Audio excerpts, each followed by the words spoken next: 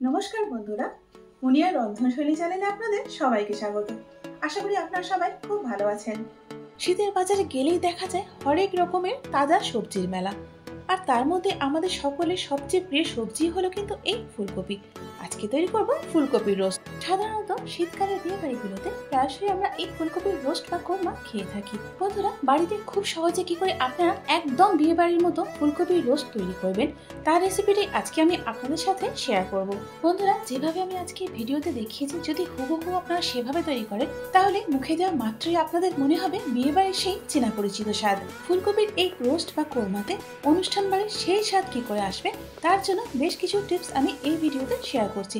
সুতরাং ভিডিওটা স্কিপ না করে শেষ পর্যন্ত দেখুন। চলুন তাহলে রেসিপিটা শুরু করি। ফুলকপির কোরমার জন্য এখানে আমি 400 গ্রাম ফুলকপি নিয়ে বড় বড় টুকরোতে কেটে নিয়েছি, আর যেগুলো একটু বড় সেগুলোকে মাঝখান থেকে কেটে নিয়েছি, আর বাকিগুলো একটু গোটা গোটাই রেখেছি। আজকে প্রথম টিপস হলো ফুলকপিগুলো এভাবে বড় বড় করে কাটতে হবে, কোনো মতে কিন্তু ছোট করে কেটে নেওয়া যাবে না। ছোট করে কাটলে ফুলকপিগুলো গলে স্ম্যাশ হয়ে যাবে, আর তাহলে কিন্তু খেতে ভালো লাগবে না। এখন এই ফুলকপির টুকরোগুলো একটুখানি ভাপিয়ে নেব। দেখুন বন্ধুরা, এখানে ফুলকপির টুকরোগুলোকে আমি 4-5 মিনিটের জন্য গরম জলে ভাপিয়ে নিয়েছি, তবে একেবারে সেদ্ধ করে নিইনি বা গলিয়ে ফেলিনি। এভাবে কিন্তু এটা করতে হবে, আর এটাই হলো আমার দ্বিতীয় টিপস। এখন প্যানের মধ্যে আমি 2/3 কাপ জল দিয়ে দিচ্ছি। দুটো মাঝারি সাইজের পেঁয়াজকে একটু মোটা মোটা করে কেটে নিয়েছি, এখন জলের মধ্যে সেটাই দিয়ে দিচ্ছি। এর সাথে এখানে দিয়ে দিচ্ছি 6 কোয়া রসুন আর 2 ইঞ্চি টুকরো করে নেওয়া আদা। এখন ঝালের জন্য এখানে দিয়ে দিচ্ছি গোটা কাঁচা লঙ্কা 5টা, আর তার সাথেই দিয়ে দিচ্ছি 1/2 চা চামচ গোটা গোলমরিচ। 8-10টা কাজুকে আমি একটু গরম জলে ভিজিয়ে রেখেছিলাম, এখন সেগুলোই দিয়ে দিচ্ছি।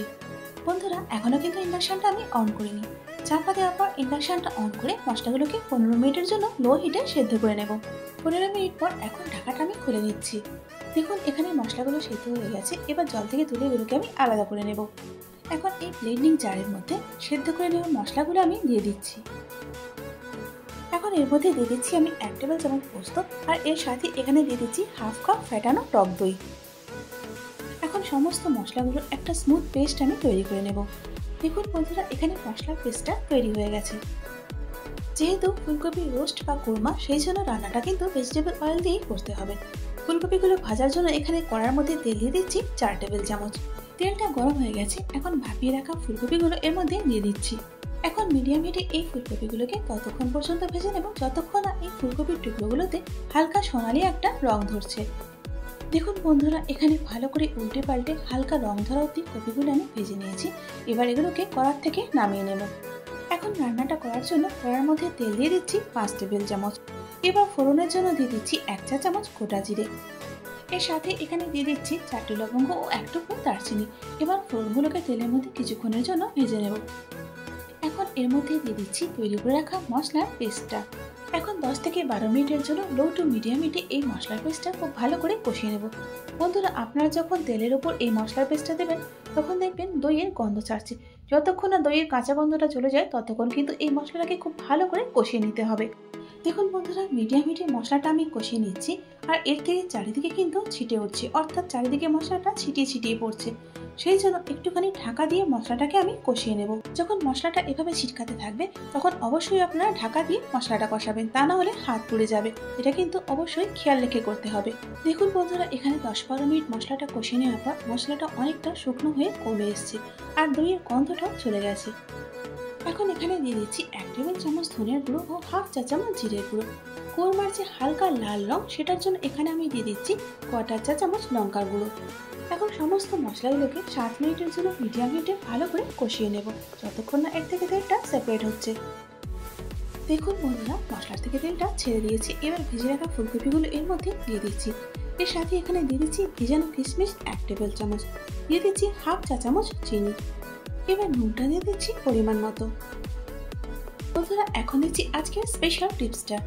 4 টেবিল চামচ মিল্ক পাউডারকে আমি 1/2 কাপ গরম জলে গুলে নিয়েছি, এখন সেটাই দিয়ে দিচ্ছি। এটা কিন্তু কোনো মতে স্কিপ করা যাবে না। অনুষ্ঠান বাড়ির সেই স্বাদের জন্য আপনাদের কিন্তু এভাবেই করতে হবে। Now time to mix mix mix. এখন ঢাকা দিয়ে লো হিটে কপি রোস্টটাকে আমি 10 মিনিটের জন্য রান্না করে নেব। 10 মিনিট পর এখন ঢাকাটা খুলে নিলাম। যাতে কড়াতে লেগে না যায় সেই জন্য একবার ভালো করে নাড়াচাড়া করে নিচ্ছি। এখানে আরও একটা টিপস দিই বন্ধুরা, যখন আপনারা এটা ঢাকা দিয়ে রান্না করবেন তখন মাঝে মাঝে অবশ্যই একটু নাড়াচাড়া করে দেবেন। তা না হলে যদি কড়ার নিচে মশলাগুলো লেগে যায় তাহলে কপি রোস্টটা পুড়ে যাবে, আর পুড়ে গেলে স্বাদটা কিন্তু একেবারে নষ্ট হয়ে যাবে। এখন ইন্ডাকশনটা বন্ধ করে এর মধ্যে দিয়ে দিচ্ছি 1/2 চা চামচ হোমমেড গরম মশলা গুঁড়ো, এর সাথে দিয়ে দিচ্ছি 1 চা চামচ ঘি আর 1 টেবিল চামচ কেওড়া জল। এখন সমস্ত কিছু কপি রোস্টের সঙ্গে ভালো করে একবার মিশিয়ে নিচ্ছি। এখন চাপা দিয়ে 5 মিনিটের জন্য স্ট্যান্ডিং টাইমে রেখে দেবো, তারপর পরিবেশন করব। দেখুন বন্ধুরা, তৈরি হয়ে গেছে একদম বিয়েবাড়ির সেই চেনা পরিচিত স্বাদের ফুলকপি রোস্ট বা কোরমা। এটা আপনারা লুচি, রুটি, পরোটা, ফ্রাইড রাইস, পোলাও অথবা স্টিমড রাইসের সঙ্গেও পরিবেশন করতে পারবেন। তাহলে বন্ধুরা আর দেরি কেন, শীতের তাজা ফুলকপি দিয়ে তৈরি করে ফেলুন এই ফুলকপি রোস্ট, আর আমাকে কমেন্টস করে জানান আপনাদের এটা কেমন লাগলো। বন্ধুরা আশা করি আজকের ভিডিওটা আপনাদের ভালো লেগেছে। যদি ভালো লেগে থাকে তাহলে একটা লাইক করে দিন, আর তারই সাথে বন্ধু বান্ধব এবং পরিজনের মধ্যেও শেয়ার করে দিন। আর এইরকমই নিত্য নতুন এবং সহজ রান্নার রেসিপির জন্য আমার চ্যানেলটাকে সাবস্ক্রাইব করে আমার পাশে থাকুন।